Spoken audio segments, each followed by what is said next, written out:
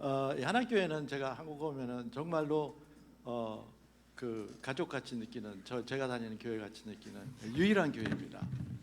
그리고 와서 설교하라고 이렇게 요청하시는 몇 안 되는 교회. 이제 그것도 점점 사라지지 않을까. 그저께 제 생일이었는데요. 만으로 69세입니다. 그러면 한국에서는 그 뭐 칠순이라 그래가지고 선물도 받았어요. 제 동생으로부터 오래 살라고 그 뭐 산삼 뭐 이런 거. 아주 괴로워요. 네. 그런데 뭐 상실과 그 망각에 익숙해져야 되는 그런 계절도 들어선 거예요. 그런데 여기 오면 옛날 생각나고 정말 가족같이 느껴지고 너무 따뜻해서 전 너무 기쁩니다. 제일 위험한 게 저희 개인적으로는 예배 시작할 때 눈물이 나는 건데 오늘도 어김없이 났어요. 그래서 휴지를 한 겁니다. 화장실에 갈 것은 아니고. 여러분 정말 반갑고요. 여기서는 여러분 다 보이거든요. 그러니까 우리 나중에 혹시 시간이 없더라도 이렇게 눈인사하는 걸로 서로 마음을 전할 수 있으면 좋겠습니다. 말씀을 오늘 준비하면서 나는 뭐를 오늘 전해야 될까 이러다가 오늘은 좀 하나님 말씀 안에서 서로 격려받았으면 좋겠다 하는 그런 생각이 많이 들었습니다. 그래서 오늘 우리 나누는 말씀은 뭐 여러 말씀을 많이 읽고 하나님 말씀 안에서 여러분과 제가 이 세상을 살아가는 머리가 휘어지기도 하고 항상 검은 게 아니에요. 그러니까 그런 과정 속에서 우리가 서로 위로받을 수 있는 것이 있는가, 저는 있다고 생각합니다. 그리고 그것이 무엇인가, 그리고 어떻게 그런 것들이 일어나는가 하는 것들을 좀 생각해 보려고 합니다. 인생은 다 살아봐야 안다라는 그런 말이 있잖아요. 끝까지 가보지 않으면 중간에서 내린 결론 그거 별로 의미가 없다는 말입니다. 그래서 이 마지막 끝이 중요한 것 같아요. 특별히 우리 인생의 끝이라고 얘기할 수 있는 그 인생의 마지막에서 우리의 입을 통해서 나오는 말은 특별한 의미가 있는 것 같습니다.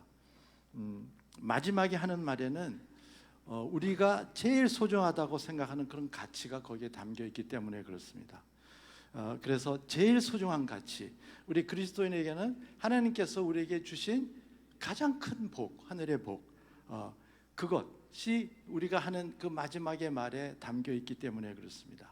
마지막으로 보고 싶어하는 사람, 보고 싶은 사람, 가장 소중한 가치를 가진 그런 사람입니다. 내가 그 사람 보기 전에는 눈을 못 감겠다 할 정도라면 그 사람은 나에게 너무나 소중한 가치를 갖고 있는 그런 사람 아니겠습니까? 그래서 우리 그 인생의 끝, 마지막에서 하는 말에서 우리는 그 사람이 인생에서 가장 소중한 가치가 뭐였을까 이런 것을 알 수 있는 것 같습니다. 흥미로운 것은 그 소중한 가치가 평소에 우리 삶에서 나타났던 그런 예상된 것일 수도 있지만은 때로는 의외로 평소에는 전혀 예상치 못했던 그런 것이 이 마지막 때에 갑자기 일어나는, 그래서 얻게 되는 그런 것도 있다는 사실입니다. 그래서 끝까지 가봐야 된다는 이런 거죠. 마치 서프라이즈처럼 갑자기 생각지도 않았는데 그 순간에 달았을 때 갑자기 나의 인생의 모든 것이 압축해서 다 설명이 되어지는 그런 어떤 그 가치, 어떤 복, 그런 것이 우리에게 다가올 수 있다고 생각합니다. 언젠가 우리에게도 이 마지막 시간이 올 텐데 우리 각자가 마지막에 그 나타낼 가장 소중한 가치, 하나님께서 주시는 가장 귀한 복, 그것이 과연 무엇일까요? 궁금합니다. 우리가 모두가 얘기할 텐데 그게 각자가 다를 거예요. 그렇지만 하나님이 주신 가장 큰 복이고 가장 소중한 가치라는 면에서는 다 동일할 것입니다. 그리고 또 이런 소중한 가치는 도대체 우리가 어떤 경로를 통해서 우리가 그것을 얻게 되는 것일까 하는 것을 알아보기 원해요.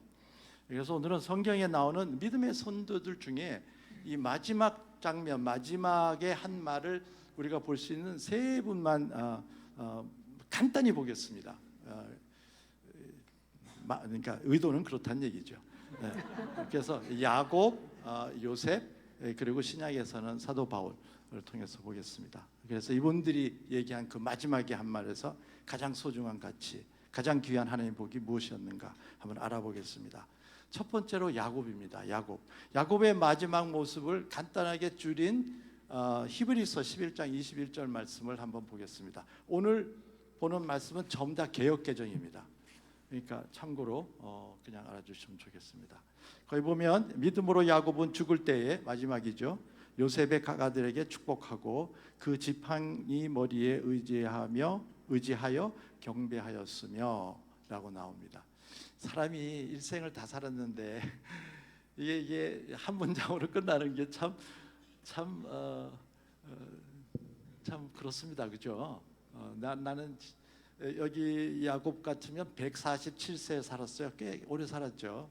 그런데 한 문장이면 인생은 정돈되는 것입니다.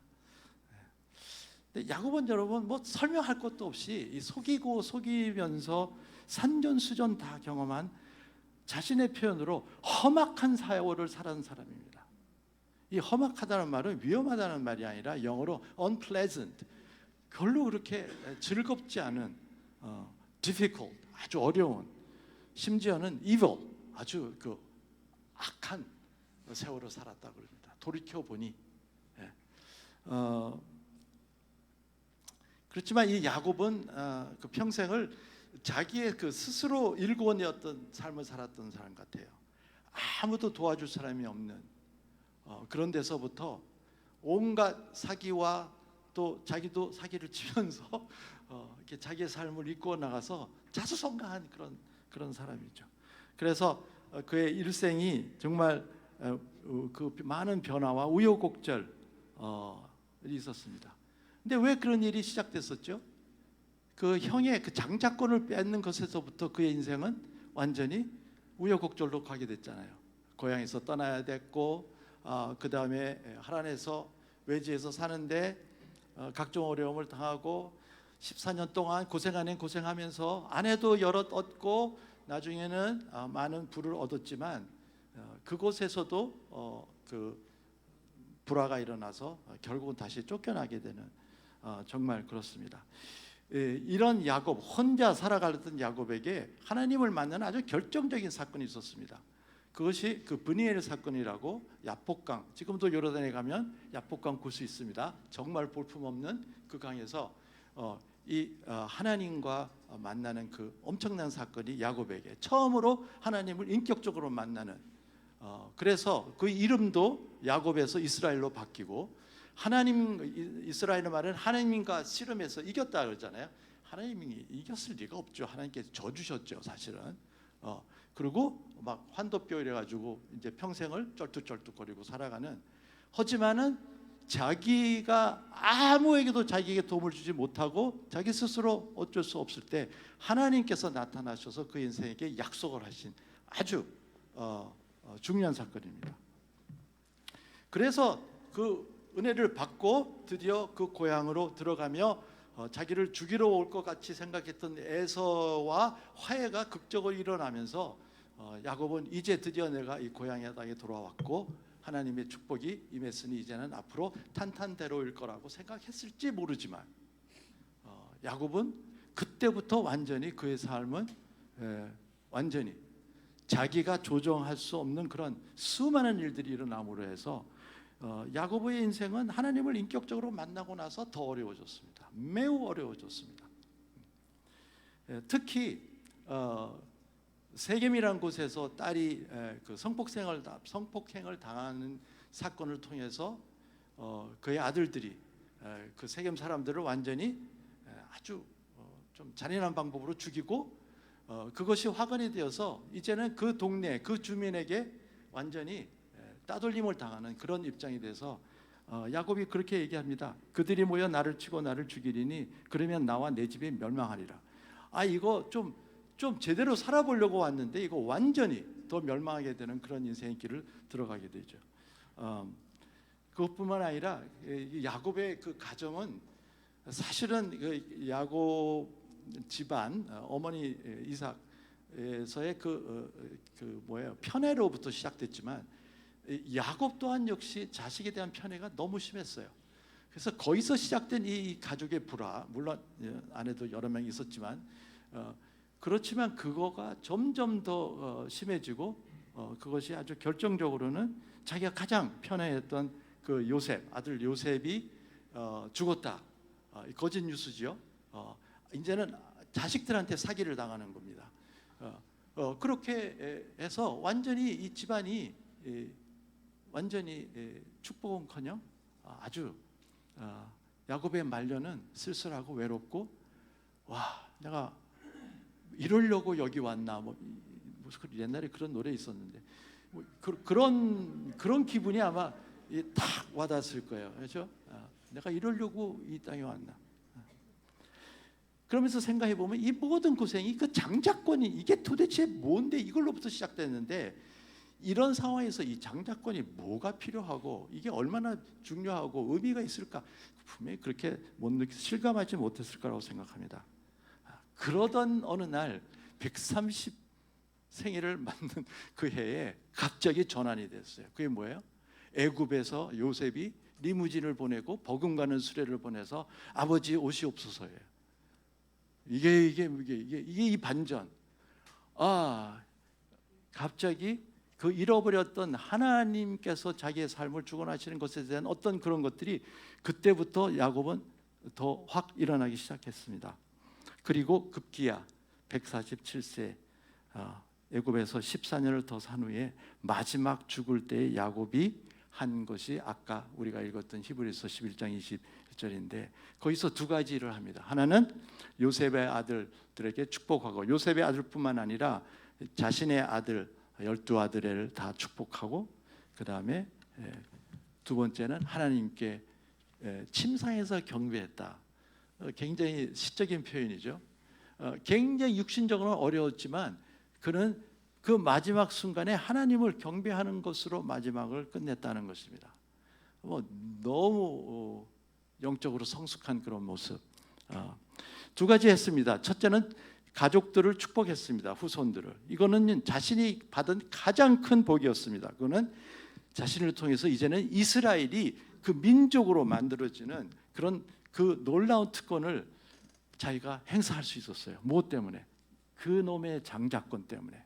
그때는 내가 그거를 이게 이렇게 중요할 줄은 몰랐지만, 그냥 어쩌면 인간의 욕심, 장자는 2배를 받으니까 욕심으로 받았을지 모르지만, 내가 인생이 끝나는 그 마지막에 한 민족을 온전히 이루어 줄 수 있는 그것을 내가 행사할 수 있다니, 이게 웬 복인가, 이게 도대체 나한테 일어났다는 게 말이 되는가 하는 것입니다.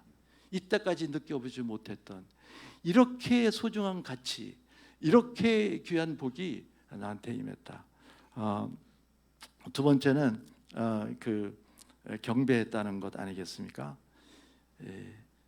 아주 영적으로 또렷했어요. 축복을 하는데 너는 이렇게 될 것이다, 너는 이렇게 하면 안 된다, 장자권은 어디로 간다, 그리고 요셉의 아들 둘도 아들로 이렇게 인정을 한다, 뭐 이런 아주 그 후손들이 들으면 네, 하나님 말씀처럼 네라고 들을 수 있는 그 권위를 가지고 그 길을 정확하게 축복했습니다. 영적으로 희미했던 이삭이나 나중에 다 일 끝내고 나서 또 새 아내 얻었던 아브라함하고는 차원이 다른 영적인 그 수준을 갖고 있었어요. 어쩌면 그 인생에 영적인 절정이 있었다고 봐도 괜찮겠다 생각이 듭니다. 나도 좀 그랬으면 하는 생각이 듭니다. 우리가 죽을 때 맨 마지막에 영적으로 우리가 최상의 상태, 최고의 상태, 그것을 야곱에서 보다니. 여러분, 야곱에서 기대하셨습니까? 놀라운 것은 야곱이 그걸 보여줬다는 것입니다. 야곱이 외치는 말이 뭡니까? 이 마지막 때 축복할 수 있는 자, 하나님께 경배하는 자가 복이 있다. 이것이 가장 소중한 가치다. 그리고 야곱이 험악했던 인생의 모든 변화와 고난, 우여곡절, 이것은 바로 야곱이 바로 이 가치를 마지막에 외칠 수 있도록 만드신 하나님의 역사라는 것입니다. 놀라운 일 아닙니까? 우리가 그 과정 중에 있을 때는 왜 이렇게 일어나는지를 전혀 몰라요. 괴롭고 힘들고 사기당하고 그 사기를 안 당하려고 사기치고 그랬더니 나중에 뽀록 나고 뭐 정말 감당 못하는데 왜 알고 보니 이런 것이었구나. 예. 두 번째 요셉을 보겠습니다. 요셉의 마지막 모습을 보십시다. 히브리서 11장 22절에 있어요. 한번 볼까요? 예. 믿음으로 요셉은 임종시에, 마지막이죠, 이스라엘 자손들을 떠날 것을 말하고 또 자기 뼈를 위하여 명하였으며 이랬습니다. 여러분, 요셉이 누굽니까? 지금 이럴 때 요셉이 그 당시 최고의 나라 애굽의 총리죠.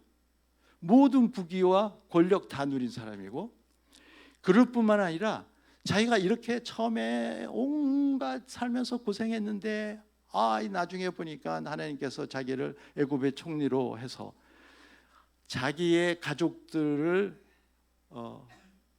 구원하기 위해서, 그리고 자기 가족뿐만 아니라 주위에 있는 많은 사람들을 그 죄에서 구원하기 위한 하나님의 그 뜻을 깨닫고 은혜를 받았던 요셉이에요. 국무총리. 네. 그런데 여러분, 그 요셉에게 말 못할 고민이 있었다는 거 아세요?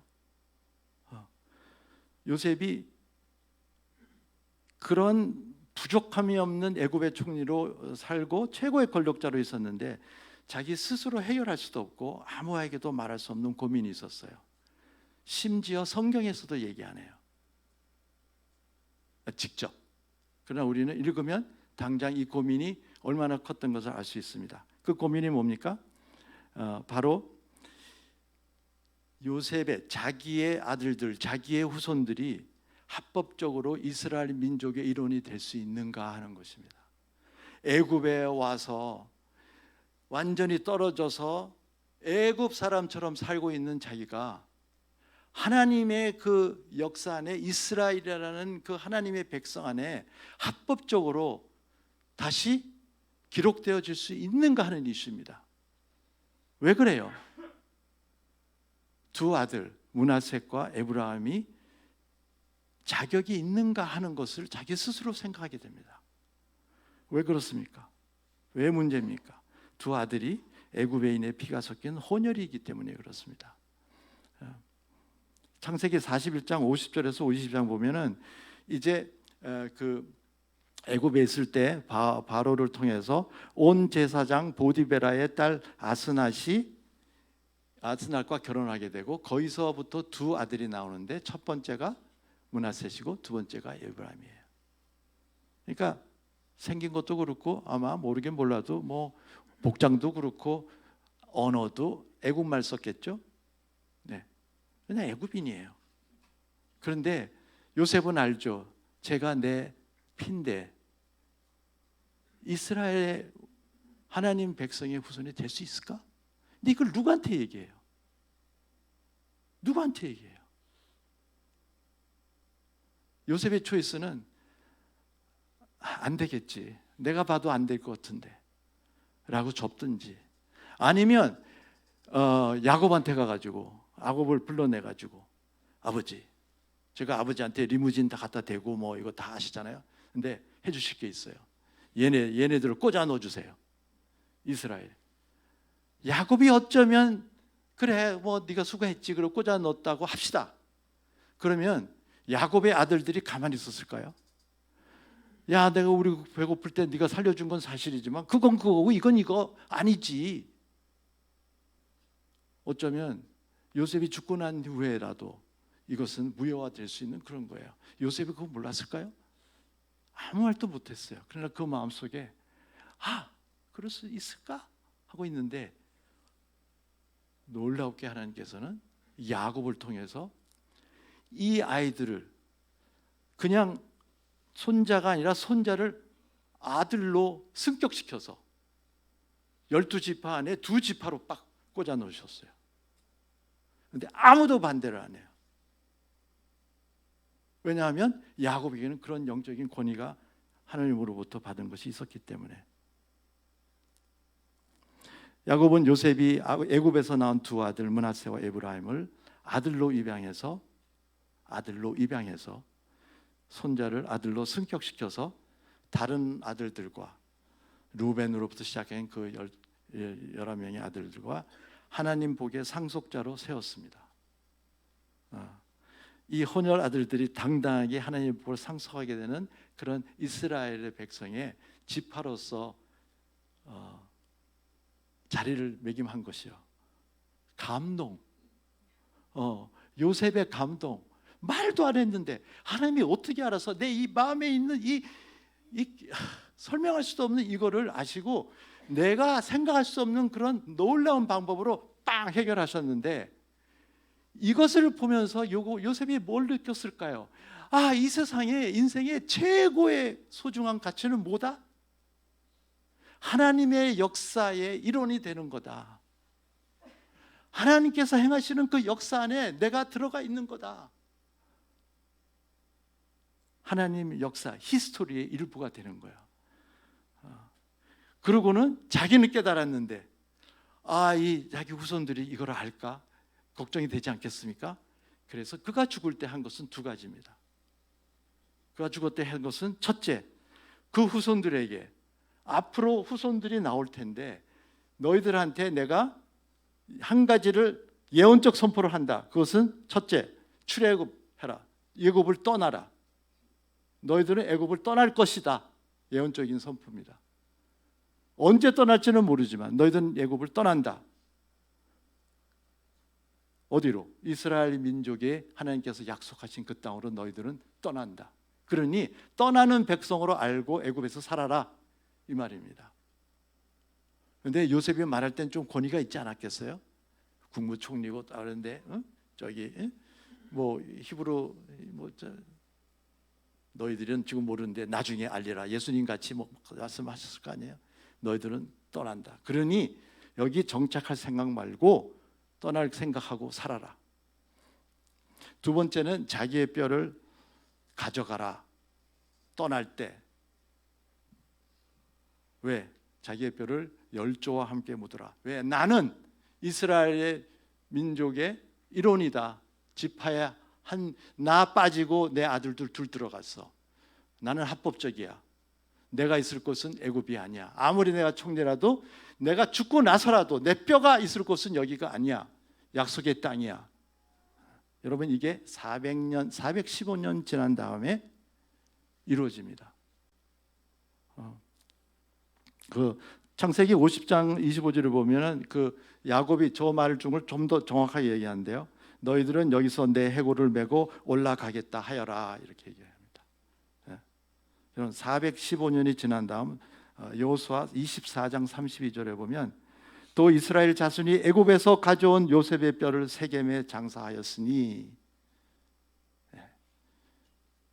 여러분 400년을 내다보며 하나님의 역사가 400년 후에 정확하게 일어날 때 나의 위치가, 나의 몸과 나의 영혼이 어디에 있을 것을 알 만큼 하나님의 역사를 요셉은 가장 소중한 가치로 마지막 때에 알았어요.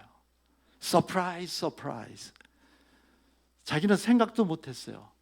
이렇게 그냥 총리로 가나보다. 입안해도 할 만큼 했지. 인생이 그런 거야. 이럴 줄 알았으면 왜 왔나? 속으로는 생각했을지 모르지만, 그러나 이거는 이걸 위해서 왔네. 마지막 때 요셉은 이렇게 외쳤을 것입니다. 하나님의 언약의 백성이 되는 것, 하나님 역사의 일부가 되는 것은 무엇보다도 가장 소중한 가치요, 하나님의 복이다. 그리고 내가 이런 파란만장한 인생의 모든 그 변화와 고난을 받은 것은 바로 이 복을 오늘 깨닫기 위해서, 내가 이것을 받기 위해서 만든 하나님의 역사였다. 그러니 내가 우물에 빠지고 보디발 부인한테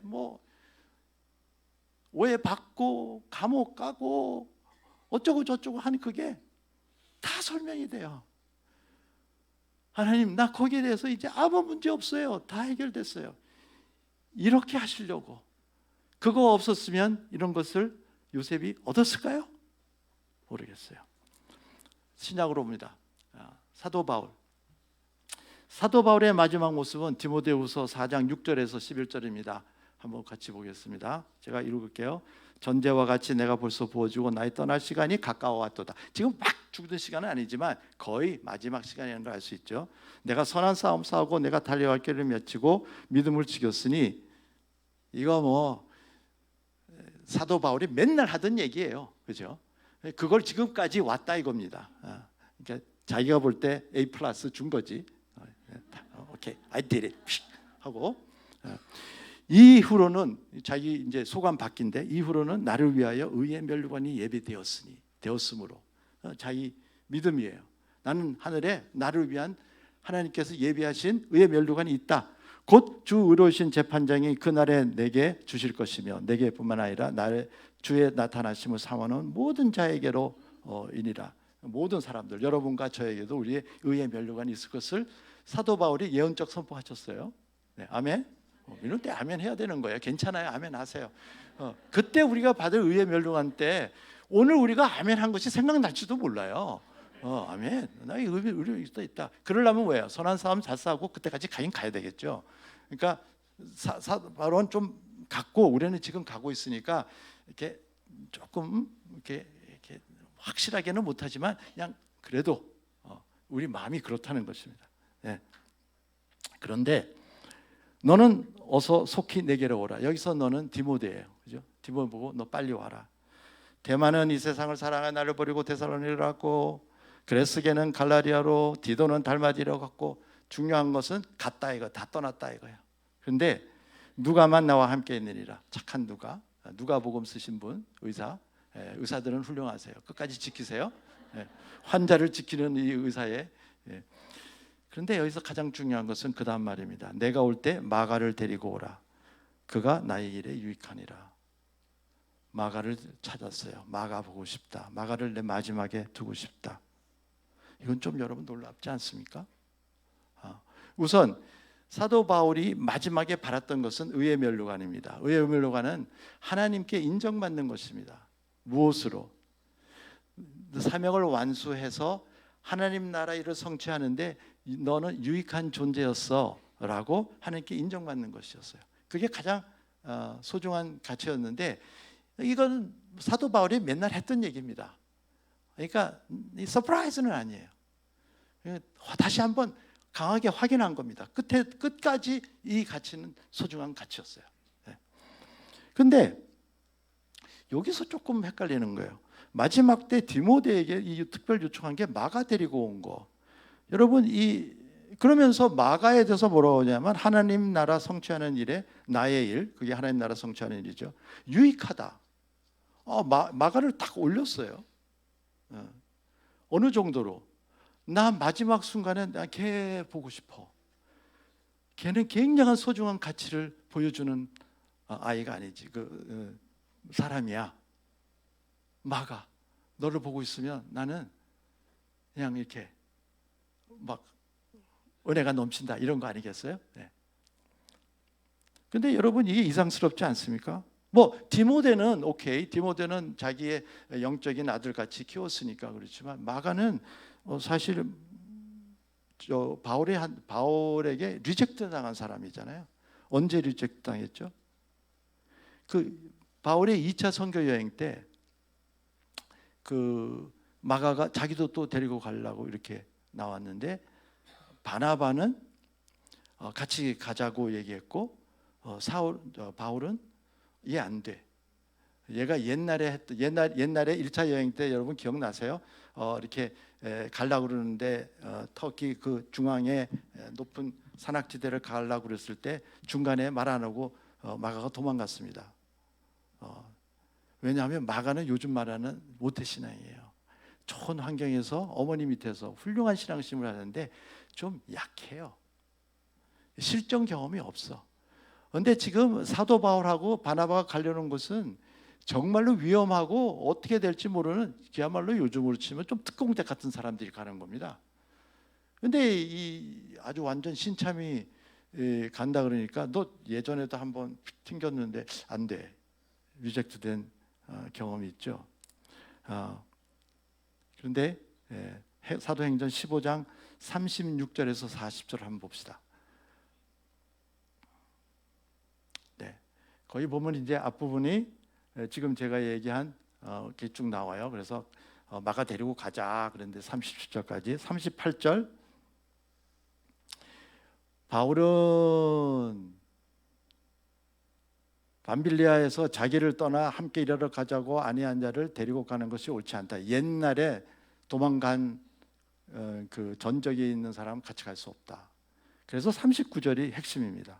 39절이 그 유명한 그들은 심하게 다툰 끝에 서로 갈라서니 바나바는 마가를 데리고 배 타고 구브로로 가고 바울은 실라를 택한 후에 형제들에게 주의 은혜를 부탁함을 받고 떠났다. 그렇습니다.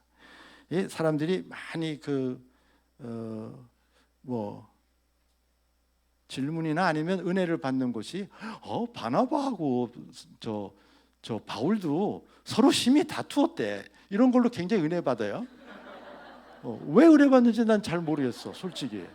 그러니까 뭔가 하면 평소에 우리가 이제 뭐 가까운 사람들하고 다투는데 이분들은 그래도 신앙심이 있고 뭐 선교사고 그러니까 안 다툴 것 같은데 다퉜잖아.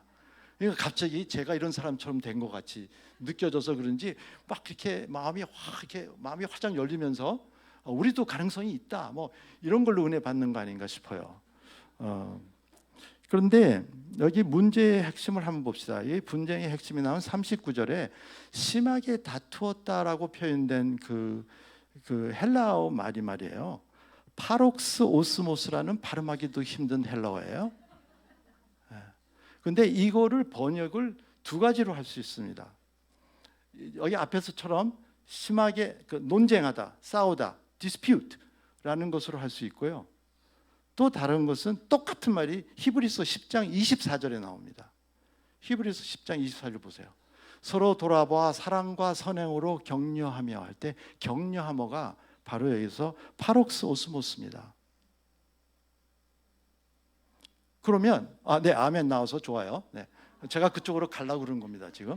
네, 이게 번역을 만약에 격려하면이라고 번역하면 격하게 격려했다? 그런 표현입니다. 근데 여러분 어느 게 더 마음에 와닿으세요? 역시 싸운 게 아니면 서로 격하게 격려했다? 저는 개인적으로 후자라고 생각합니다. 저는 그 이유를 다음과 같은 두 가지 결과로 그렇게 한번 유추해 보겠습니다. 첫 번째 결과는요, 어쨌거나 이 사건을 통해서 처음에 한 팀으로 가려고 했던 선교팀이 두 팀이 생겼어요. 그렇죠? 그래서 맨 처음에 가려는 것은 바나바와 바울이었는데 이 문제로 갑자기 바나바와 마가가 한 팀, 그 다음에 바울과 실라가 한 팀 됐어요. 네, 할렐루야. 할렐루야. 누구신지 손 좀 들어보시고. 네, 할렐루야. 이게요 보통 일이 아니에요, 그죠? 만약에 드립다 싸웠으면 하나에서 둘이 안 나오고 분명히 하나에서 빵이 되든지 아니면 뭐 하나 가려는 사람을 막 못 가게 말았든지 하여간 뭐 뭔가 이랬을 거예요. 그런데 어떻게 진짜로 싸웠다면 하나에서 둘이 나와요? 전 그건 좀 그렇다고 생각합니다. 그러면 약간의 상상을 생각해 봅니다. 이 선교지가 어떻게 됐냐 그러면 바울은 수리아와 갈릴리아 힘든 곳으로 실라와 함께 가고 바나바는 선교지가 구브로라 그랬는데 좀 더 정확하게 표현하면 바나바는 마가를 선교지로 세웠습니다. 바나바는 마가로 선교지로 삼았어요. 여러분 때로는 우리의 선교지가 우리 옆에 있는 가까운 가족이 될 수 있는 거 아세요? 진짜로 어려운 선교지. 그거 안 하고 딴 데 가서 뭐 쉬운 거 하면 뭐해? 바나바는요, 이 마가가 지금 이 순간에서부터 진짜로 하나님의 그 나라를 성취하는데 제대로 선교사로 만들어지기 위해서는 누군가 이 선교를 해야 된다고 생각한 거예요. 그런데 나의 친척 이 마가를 내가 해야 되겠다는 마음이 그 순간에 생길 수 있지 않았겠나? 성경에 안 써 있으니까 그냥 생각해 보는 겁니다. 여러분 그런 생각이 안 드세요? 여러분 바울과 바나바의 선교지 중에 어느 선교지가 더 중요합니까? 다 중요해요. 아멘. 똑같이 중요하죠. 저는 우리도 볼 수 있는 이 사실을 바나바와 바울이 분명히 볼 수 있었다고 생각합니다.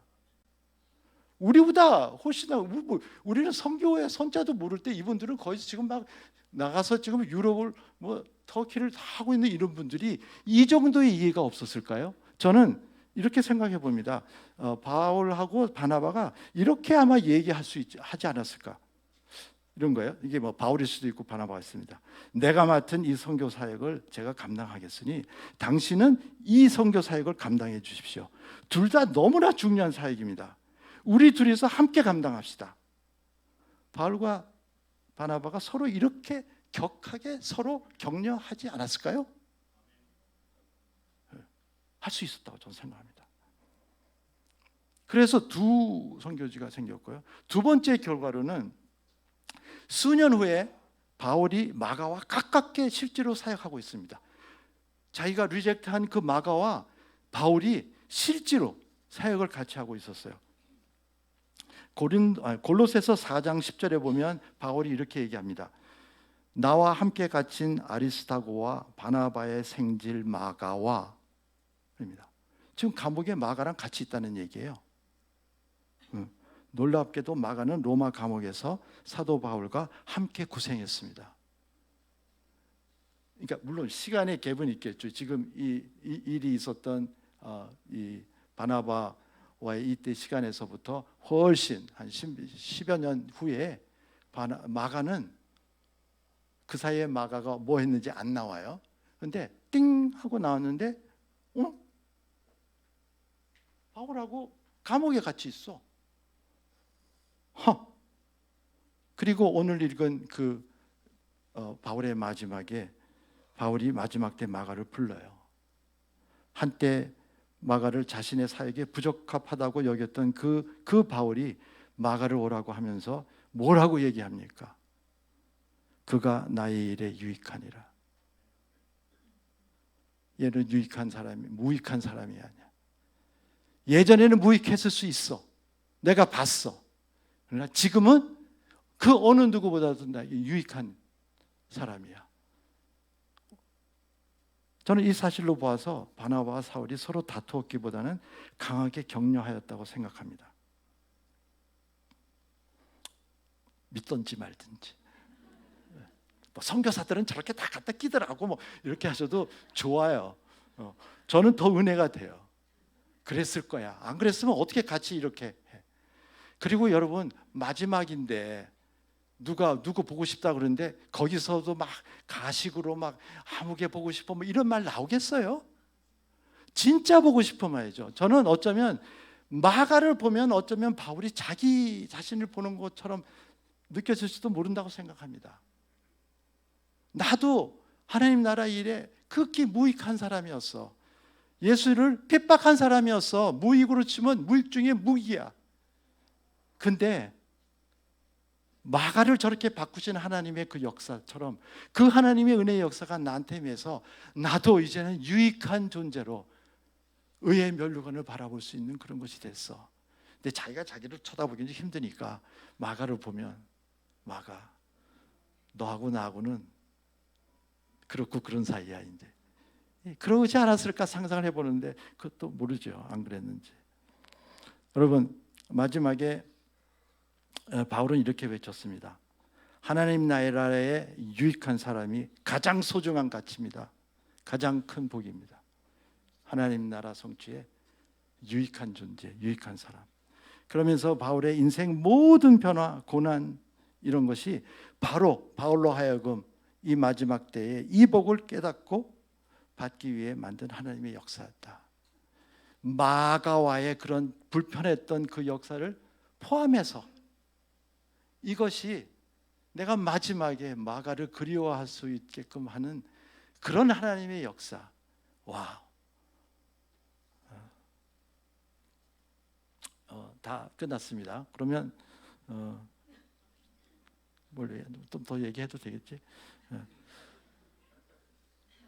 우리가 마지막에, 우리에게도 마지막이 오는데 우리가 마지막에 무슨 말을 할지, 어떠한 소중한 가치를 드러낼지 지금 우리는 알 수 없어요. 뭐 말 한들 소용없어요. 뭐 나중에 그럴지 안 될지 모르니까. 네? 될 수도 있고 안 될 수도 있어요. 그러니까 지금은 그 얘기해봐야 아무 별 의미가 없습니다. 그러나 확실한 사실 하나는 지금 우리가 이 시간이 하나님께서 우리로 하여금 마지막에 말할 것을 위해서 우리를 빚으시고 계시다는 사실입니다. 이것이 중요한 사실입니다. 내가 지금 있으면서 이 뜻도 이해 못하고 이게 왜 이러지? 아니 일로 가는데 왜 일로 돌아가지? 이게 막 올라가도 안 될 가게 왜 내려가지? 롤러코스터 같은 이 인생을 완전히 종합해서 나중에 확실하게 그게 바로 이거를 위함이야 라고 하는 것을 만들어 주시기 위해서 지금 구체적으로 우리 안에서 일하시는 증거라는 것입니다. 제가 왜 이런 얘기를 할까요? 우리는 격려받아야 되는 이유가 이런 데 있기 때문에 그런 것이라.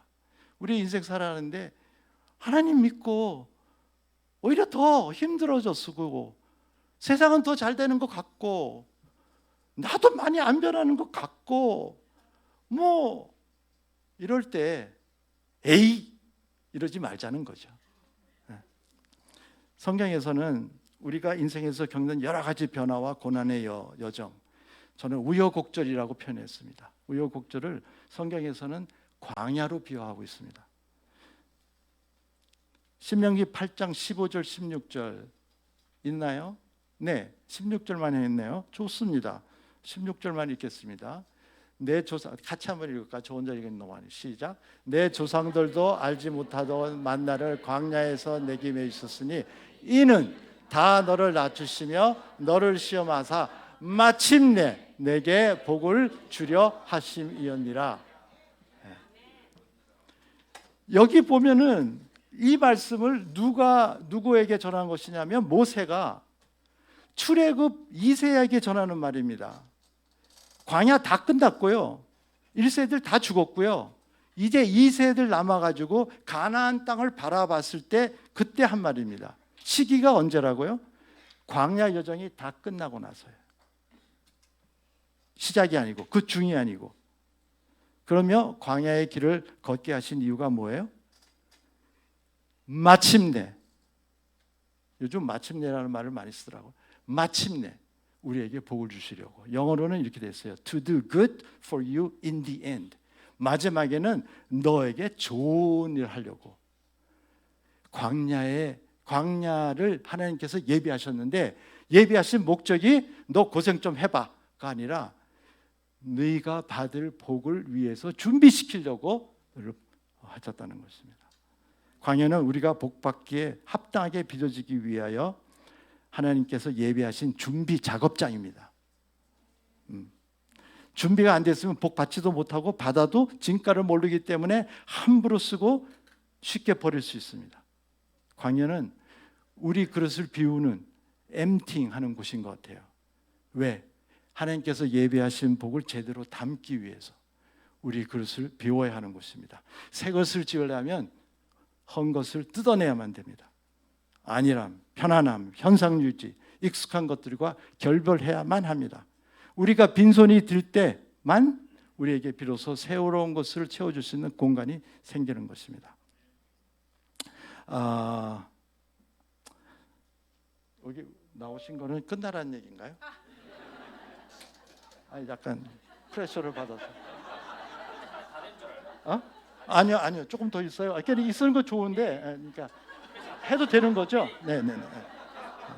아니, 그러니까 요걸 하면 좀 더 도움이 돼서 그러는 거예요, 제가. 네. 여러분, 이런 우리에게 닥치는 예상치 못한 그런 변화, 우여곡절, 어쩔 수 없는 enforced, 어떤 때는 우리가 어쩔 수 없이 받는 고난이 있잖아요. 네? 그런 거 어떻게 반응할 것인가?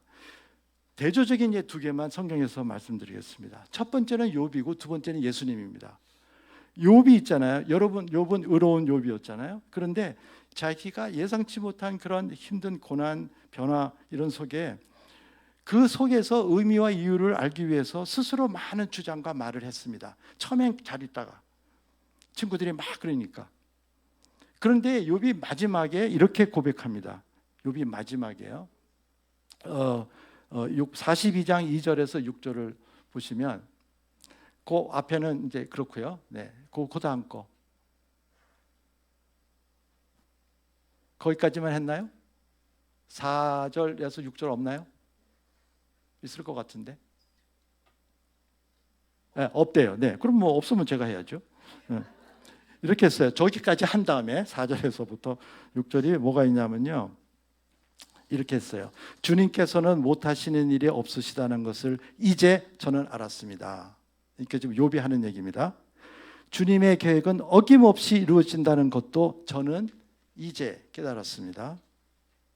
잘 알지도 못하면서 감히 주님의 뜻을 흐려놓으려 한 자가 바로 저입니다. 깨닫지도 못하면서 함부로 말을 하였습니다. 그리고 맨 끝에 저는 제 주장을 거두어 드리고 티끌과 잿더미 위에 앉아서 회개합니다. 그랬어요. 이게 뭐예요? 욥이 마지막에 깨달은 게 뭔가 하면 전능하신 하나님, 창조해 주신 하나님은 그 계획을 완벽하게 성취하시는 분이라는 거고, 그 중간에서 그 하나님의 계획을 이렇게 흩뜨리고 했던 사람이 하나님이 아니고 누구라고? 자기였다. 내가 문제였다. 그래서 뜻도 모르면서 함부로 말한 것을 회개했어요. 여러분, 욥이 왜 이렇게 했을까요? 욥은 이 아까 우리가 이때까지 얘기했던 이 마지막의 관점에서 현재의 변화와 고난을 보지 못했기 때문에 그렇습니다. 마지막을 욥은 가보지 못했어요. 근데 예수님은 어떻게 하셨나 봐요. 예수님은 요한복음 13장 13절에서 30절에서 32절인데 이것도 없나요? 있습니다. 네, 한번 보세요, 여러분. 유다가 그 조각을 받고 곧 나가니 밤이로라. 이거 이제 그 최후의 만찬 끝나고 찍어주면서 배반할 자가 있다 하니까 누구냐니까 막 이럴 때 예수님께서 이거 찍어주면서 그 받아 먹는 자가 이제 그 유다예요. 그때 사탄이 유다의 마음속에 들어갔다 그랬죠. 그리고 그 조각을 받고 유다가 나갑니다. 그 밤, 근데 그날 밤,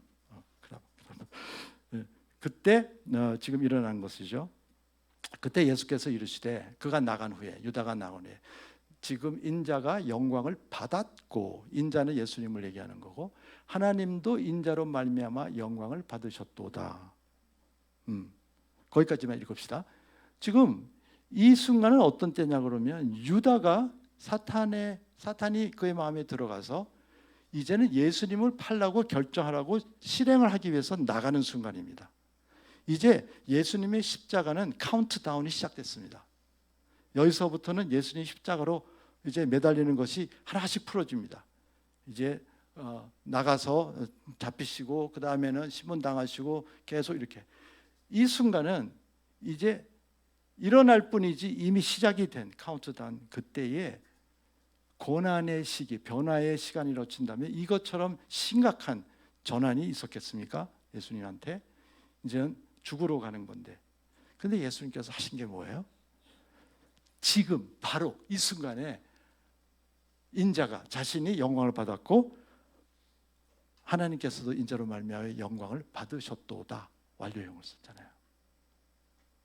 어떻게 예수님은 어떻게 지금 고난이 카운트다운 시작되는 이때에 영광으로 이 순간을 통과했는가, 보았는가? 가룟 유다의 배신이 확정된 순간에 나가자마자 예수님과 하나님이 영광을 받으셨다. 와, 고난이 시작되는 그때 그 고난을 통해 이루어질 하나님의 영광을 예수님은 보셨어요. 이 과정이 있어야 나중에 이 죽음을 통한 영광이 일어난다는 것을 보셨단 말이에요. 그래서 앞으로 일어날 그 영광을 땡겨서 영광을 받으시고 영광을 드린 거예요. 여러분 이해하세요? 우리의 종말, 나중에 오실 우리의 종말을 우리는 성경을 통해서, 말씀을 통해서 알잖아요. 그 종말을 땡겨서 오늘 사는 게 우리죠. 그렇죠? 하나님 나라가 이미 임했다는 것은 그런 것 아닙니까? 그때 가봐야 안다는 것은 마르다가 나사로가 죽었을 때 아예 부활 그때 가보면 뭐 알 거예요. 그게 아니라 우리한테 일어날 그 부활을 땡겨서 사는 것이 바로 오늘 현재 우리의 사는 신앙의 기본인 거죠. 바로 그것을 예수님께서는 실제로 고난의 순간에 그걸 하셨습니다. 변화와 고난 순간에서 우리가 기억해야 될 것은 이 변화와 고난의 과정이 마지막에 우리에게 주실 큰 하나님의 복을 받기 위한 준비되는 시간이다. 그러면 우리는 다음과 같은 사실을 이런 우여곡절을 인생의 우여곡절을 겪어가는 그 순간에 우리가 기억할 수 있다고 생각합니다. 첫 번째, 마지막이에요. 그러니까 다 왔어요. 우리의 마지막에 하나님의 선이 반드시 이루어진다. 로마서 8장 28절 오늘 주제의 말씀입니다. 뭐예요? 우리가 알거니와 하나님을 사랑하는 자 곧 그의 뜻대로 부르심을 입을 자에게는 모든 것이 합력하여 선을 이루느니라. 영어 성경에는 주어가 God입니다. 하나님께서 모든 것을 합력하여서 하나님의 선을 이루신다. 그러니까 지금 하나님의 선을 이루시는 구체적인 과정 속에 있지, 지금은 그걸 우리가 못 봐도 그 과정 속에 있다는 것을 우리가 기억해야 되고, 두 번째는 현재 상황이 말씀드린 대로 우리 안에서 하나님의 뜻과 계획을 위하여 구체적으로 일하고 계시다는 증거이다. 어려워도 힘들어도. 그래서 우리가 이 과정을 겪는 이유는 오직 이것뿐입니다. 마침내 하나님께서 우리의 일생을 통해서 하나님의 선을 이루실 것이고, 이 시간에도 우리가 이런 선을 이루실 그 하나님이 구체적으로 일하시는 것을 믿음으로 이 과정을 겪어 나갈 수 있습니다. 방배 하나 생각합니다. 방배 하나 지금 큰 변화와 전환의 과정을 겪고 있습니다. 이때까지 하나도 하지 않아도 될 방배 하나가 무슨 잘못했나요? 여러분 무슨 죄가 있습니까? 모르겠어요. 저는 있는지 없는지. 그러나 제가 볼 때는 죄가 있어서 벌 받는 것도 아닌 것 같아. 그런데 변화는 변화예요. 관성의 법칙을 깨야 돼요. 움직여야 돼요. 새로운 것을 시작해야 됩니다. 안 해도 될 것 같은 것을 해야 돼요. 새 예배처, 새 사역의 방향, 새로운 은사, 새 재원, 새 헌신이 필요합니다. 안 해도 될 건데 왜 이런 우리에게 변화와 이런 전환이 왜 필요한가요? 당장 해결해야 될 그런 일들이 있고 또 다가올 것으로 예상되는 많은 일들이 있습니다. 지속적으로 분별하고 판단하고 결정하고 실천하고 인내해야 될 일이 눈에 빤히 보입니다. 그런데 우리가 현실 문제만 보면 불편함도 있고 염려도 생기고 불안도 부담감도 생기고 그런 거로 마음이 무거워질 수도 있고 다른 의견들도 있을 수도 있고 불평도 생길 수도 있고 피곤함도 느낄 수 있어요. 그게 현실이에요. 우여곡절이 우리 인생이 다 그런 거예요.